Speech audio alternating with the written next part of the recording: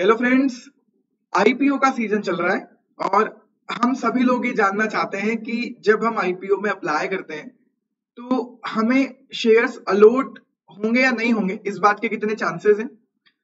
हम आईपीओ में अप्लाई करते हैं लेकिन हमें शेयर्स अलॉट क्यों नहीं होते। आईपीओ में शेयर्स अलॉटमेंट का रूल क्या है। तो सेबी गाइडलाइंस के अकॉर्डिंग जब एक कंपनी पब्लिक ऑफर लाती है तो अलॉटमेंट के उसे सेबी रेगुलेशंस वाले रूल ही फॉलो करने पड़ते हैं। और वो रूल क्या है वो मैं आज इस वीडियो में डिस्कस करने वाला हूं, लेकिन वो हम समझें अलॉटमेंट का रूल उसके पहले हम चार कैटेगरी के इन्वेस्टर्स की बात कर लेते हैं। चार कैटेगरी के इन्वेस्टर्स हमें आईपीओ में पब्लिक ऑफर में देखने को मिलते हैं। सबसे पहला इन्वेस्टर क्वालिफाइड इंस्टीट्यूशनल बायर। ये मैं मेरे एक प्रीवियस वीडियो में भी डिस्कस कर चुका हूं कि ऐसे बायर जो इंस्टीट्यूशंस के फॉर्म में हैं और सेबी ने उन्हें क्वालिफाई किया हुआ है to be called as a QIB. For example हमारे यहाँ के म्यूचुअल फंड्स, हमारी बैंक्स, हमारी इंश्योरेंस कंपनीज, ये सब हैं क्वालिफाइड इंस्टीट्यूशनल बायर्स। ये बड़े अमाउंट की बाइंग करते हैं पब्लिक ऑफर्स में। Now the next one is anchor investor. Anchor investor ऐसे क्यूआईबीज होते हैं जो किसी बुक बिल्डिंग मेथड से आने वाले पब्लिक ऑफर में 10 करोड़ रुपए या उससे ज्यादा की बिडिंग करते हैं। तो ऐसा क्यूआईबी जो बड़े अमाउंट की बिडिंग कर रहा है 10 करोड़ और मोर, उसको कह रहे हैं anchor investor. Third one is retail individual investor. आप और हम लोग इस कैटेगरी में क्वालिफाई होते हैं। ऐसे इन्वेस्टर्स जो 2 लाख रुपए तक की बिडिंग कर रहे हैं, अप टू ₹2 लाख की जब आप बिडिंग करते हो, 2 लाख रुपए तक के अलॉटमेंट के लिए अप्लाई करते हो, तो हमें कहा जाता है retail individual investors. And the last category is residual category, non institutional investor.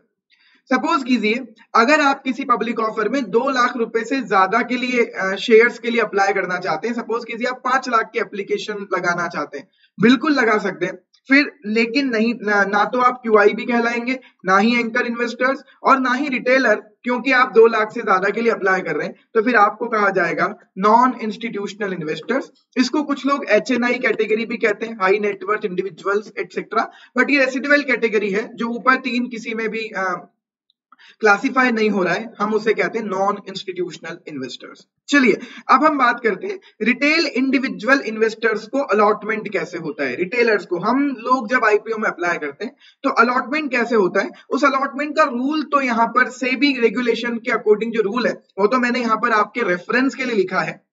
Actually होता क्या है ना कि हर आईपीओ में कंपनी हमें लॉट साइज बताती है। फॉर एग्जांपल लॉट साइज बताया गया 20, तो आप या तो 20 शेयर्स के लिए अप्लाई कर पाएंगे मिनिमम, या 40 या 60 मींस 20 या उसके मल्टीपल में।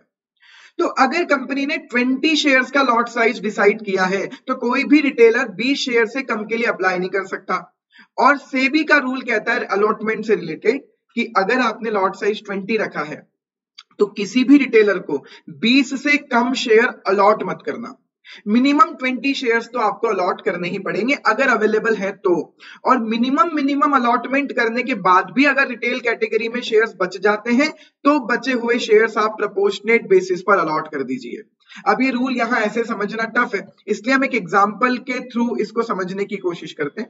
सपोज कीजिए कंपनी 1 करोड़ शेयर्स का पब्लिक ऑफर ला रही है जिसमें से प्रमोटर्स अक्वायर कर रहे हैं 20 लाख। तो मैंने मेरे प्रीवियस वीडियो में भी बताया था कि बचे हुए शेयर्स 80 लाख शेयर्स को हम कहेंगे नेट ऑफर टू पब्लिक। अब इस net offer to public category का भी डिवीजन सेबी रेगुलेशंस के अकॉर्डिंग ही होता है।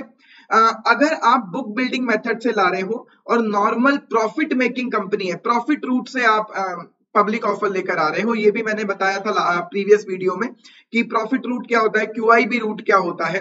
तो अगर आप नॉर्मल प्रॉफिट रूट से पब्लिक ऑफर लेकर आ रहे हो तो रिटेलर्स को 35% अलॉटमेंट मिनिमम करना पड़ेगा और एंकर इन्वेस्टर्स को मिनिमम 15% अलॉटमेंट करना पड़ेगा और क्यूआईबीज को मैक्सिमम 50% आपका अलॉटमेंट करना है। तो हम 35, 50 और 15 को ही मान लेते हैं। 80 लाख शेयर से net offer to the public, इसका 35% रिटेलर के लिए हमने सेव किया, 50% क्यूआईबी के लिए, 15% एंकर इन्वेस्टर्स के लिए। तो 80 लाख का हमने 35% 28 लाख, 40 लाख और 12 लाख। तो 28 लाख शेयर्स अवेलेबल है रिटेलर्स को अलॉट करने के लिए, हम लोगों के अलॉटमेंट के लिए 28 लाख शेयर्स अवेलेबल है। कंपनी ने लॉट साइज रखा 20 शेयर्स का। अब हम बात करते हैं रिटेल कैटेगरी में ओवर सब्सक्रिप्शन कितना हुआ। रिटेल कैटेगरी में टोटल सब्सक्रिप्शन हुआ 3.57 टाइम्स। 28 लाख मल्टीप्लाई बाय 3.57 करेंगे तो 1 करोड़ शेयर्स आएंगे। मतलब रिटेलर्स के लिए अवेलेबल तो 28 लाख शेयर्स हैं, लेकिन किसी रिटेलर ने 20 शेयर्स के लिए अप्लाई किया, किसी ने 40 के लिए, किसी ने 60 के लिए, किसी ने 80 शेयर्स के लिए, और ऐसा करके क्वांटिटी तो 1 लाख है। मतलब 1 लाख इन्वेस्टर्स ने अप्लाई किया, लेकिन किसी ने 100 शेयर्स के लिए, किसी ने 120 शेयर्स के लिए, किसी ने 20 शेयर्स के लिए, और ऐसा करके उन्हें टोटल शेयर्स चाहिए 1 करोड़। लेकिन हमारे पास शेयर्स कितने अवेलेबल है? 28 लाख। अब हम अलॉट कैसे करेंगे? तो रूल कहता है कि आपको, फॉर एग्जांपल हम 5 इन्वेस्टर्स की बात कर लेते हैं। ऐसे 1 लाख इन्वेस्टर्स हैं, हम 5 इन्वेस्टर्स से एग्जांपल ले लेते हैं। पांचों इन्वेस्टर्स ने 20, 80, 100, 140, 160 शेयर्स के लिए अप्लाई किया। अब लॉट साइज कितना था? 20। तो आपको सारे इन्वेस्टर्स को पहले तो मिनिमम 20 शेयर्स अलॉटमेंट करने होंगे। अब आप एक बात बताइए, क्या ये अलॉटमेंट पॉसिबल है? हमारे इस एग्जाम्पल में पॉसिबल है, क्योंकि 1 लाख रिटेलर्स ने अप्लाई किया है और एक एक को आप 20 शेयर्स भी अलॉट करोगे तो 20 लाख होते हैं, और रिटेलर्स के लिए अवेलेबल कितने हैं? 28 लाख। तो आप पहले सबको 20 शेयर्स अलॉट कर दीजिए, हमने ये कर दिया। अब बचे हुए शेयर्स का होगा प्रपोर्शनेट, प्रो राटा बेसिस पर अलॉटमेंट। अब उसके लिए भी एक रूल है। टोटल शेयर्स कितने अप्लाई किए रिटेलर्स ने? 1 करोड़। हमने मिनिमम 1 लाख इन्वेस्टर्स को मिनिमम 20 शेयर्स तो पहली टीयर में, फर्स्ट टीयर में हमने अलॉट कर दिए 20 लाख। अब हमारे पास रिटेलर्स के लिए शेयर्स कितने बचे? 28 माइनस 20, 8 लाख शेयर्स बचे। जबकि एप्लीकेशंस कितनी बची हैं? 1 करोड़ एप्लीकेशंस आई थी 1 करोड़ शेयर्स की, उसमें से 20 लाख को हम फर्स्ट ईयर में अलॉट कर चुके, 20 लाख शेयर्स। तो 80 लाख शेयर्स की एप्लीकेशन और बची है, और हमारे पास शेयर्स कितने बचे हैं? 8 लाख। तो 8 लाख शेयर्स बचे हैं और 80 लाख शेयर्स की एप्लीकेशन अभी बाकी है। तो 8 डिवाइडेड बाय 80 दैट मींस 1/10 का अब होगा प्रोपोर्शनेट। तो इसको इस एग्जांपल में फिट करते हैं। मिस्टर ए को 20 शेयर्स ऑलरेडी अलॉट हो गए और उसने अप्लाई भी 20 के लिए किया था, तो इसे प्रोपोर्शनेट वाले सेकंड ईयर में कुछ नहीं मिलेगा। तो टोटल इन्हें अलॉटमेंट कितना मिलेगा? 20। मिस्टर बी 80 शेयर्स के लिए अप्लाई किया, 20 तो मिनिमम बिड लॉट की वजह से अलॉट हो गए, अब बचे 80 में से 20 शेयर्स तो अलॉट हो गए, अब 60 शेयर्स बचे। 60 का हम करेंगे 1/10। 60 का 1/10 जब आप करोगे तो मिलेगा 6। तो मिस्टर बी को 26 शेयर्स इस पब्लिक ऑफर में अलॉटमेंट होंगे। ऐसा ही सीन एक एग्जांपल और क्लियर कर लेते हैं। मिस्टर सी को 20 शेयर्स ऑलरेडी अलॉट हो गए 100 में से, 100 में से 20 गए, 80 बचे, 80 का 1/10 8, तो 20 प्लस 8 28 शेयर्स मिस्टर सी को अलॉट होंगे। ये लेकिन तब है जब आपके पास मिनिमम बिडिंग लॉट जितना अलॉटमेंट करने के बाद भी शेयर्स बच गए। बट कई बार ऐसा नहीं होता। कई बार जनरली होता ये है, रिटेल कैटेगरी में सब्सक्रिप्शन बहुत ज्यादा हुआ 6 टाइम, और इन्वेस्टर्स कितने आए? 2 लाख इन्वेस्टर्स। तो सब्सक्रिप्शन कितना हुआ? 28 लाख शेयर्स हमारे पास अवेलेबल है, 6 टाइम सब्सक्रिप्शन हुआ है, तो 1 करोड़ 68 लाख शेयर्स के लिए एप्लीकेशंस आई हैं और 2 लाख इन्वेस्टर्स ने अप्लाई किया है, 2 लाख रिटेलर्स ने अप्लाई किया, किसी ने 20 शेयर्स के लिए, किसी ने 120 के लिए, किसी ने 120 शेयर्स के लिए, किसी ने 100 शेयर्स के लिए।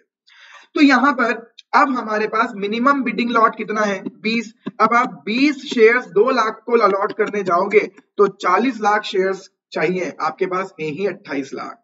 तो इस केस में क्या होगा? जनरली यही होता है। इस केस में क्या होगा कि हमारे पास शेयर्स हैं 28 लाख और एक को अलॉट करने हैं 20, तो 28 लाख डिवाइडेड बाय 20 कितना होगा? 1,40,000।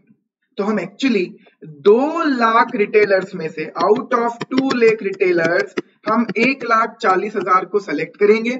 ये सिलेक्शन कैसे होगा? ये सिलेक्शन एक ऑटोमेटिक सिस्टम जनरेटेड लॉटरी के थ्रू होगा और 2 लाख रिटेलर्स में से 1,40,000 लकी रिटेलर सेलेक्ट होंगे लॉटरी के थ्रू, और इन सारे 1,40,000 इन्वेस्टर्स को 20 शेयर्स मिलेंगे, दैट इज 28 लाख। और सेकंड ईयर यहां बचा ही नहीं, तो प्रो राटा बेसिस पर अलॉटमेंट होगा ही नहीं। तो ये जो हम सुनते हैं ना कि प्रो राटा अलॉटमेंट होता है, वैसा बिल्कुल नहीं है रिटेल कैटेगरी में। रिटेल कैटेगरी में फर्स्ट टीयर है कि सबसे पहले मिनिमम बिडिंग लॉट सबको मिलना चाहिए, अगर उसके बाद कुछ बचता है तो प्रोपोर्शनेट, और अगर मिनिमम बिडिंग लॉट जितना ही अवेलेबल नहीं है सारे इन्वेस्टर्स के लिए तो सबको मिनिमम बिड लॉट मिलेगा, लेकिन कितने लोगों को मिलेगा ये लॉटरी के थ्रू डिसाइड होगा। इसलिए हमें अलॉटमेंट मिलेगा या नहीं ये लॉटरी पर डिपेंडेंट है। तो ये थी कहानी रिटेलर्स की। अब मैं बात करता हूं क्यूआईबी और एनआईआई, इन दोनों के लिए सेम रूल है, इन्हें प्रोपोर्शनेट बेसिस पर ही अलॉटमेंट मिलता है। जितने भी लोगों ने अप्लाई किया जितने भी शेयर्स के लिए और इनके लिए अवेलेबल कितना है तो प्रोपोर्शनेट पहले टाइम पर ही प्रोपोर्शनेट हो जाता है। रही बात एंकर इन्वेस्टर की तो रूल कहता है कि कंपनी को डिस्क्रिशन है कि किस एंकर इन्वेस्टर को अलॉट करना है किसको नहीं करना, तो एंकर इन्वेस्टर्स को अलॉट करने का कंपनी के पास डिस्क्रिशन होता है। तो ये है आईपीओ में अलॉटमेंट का rule. Thank you so much.